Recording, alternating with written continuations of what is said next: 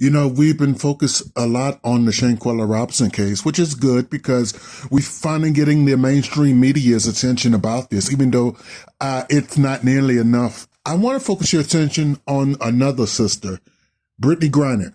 Now, as I told you, Brittney's been locked up in a Russian prison since February, and it seems like most people have just overlooked this fact.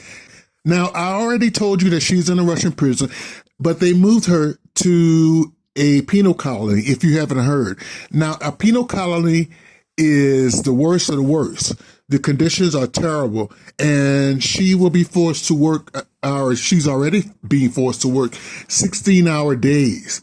And just like with the Shanquella case, I wonder if Brittney was a blue-eyed blonde, would the United States government act faster and move quicker with these negotiations? Yeah. I also told you how Russia is demanding the return of their arms dealer that the U.S. has in custody in exchange for Brittney Griner. Because in my previous video, I noted that white females in America, when they get in a jam, the media, the police, the government, they move heaven and earth to get them out of that jam. And just as an aside, the Amber Alert. Do you know the origin of the Amber Alert that is used whenever a child goes missing? Well, it was named after an actual white child named Amber.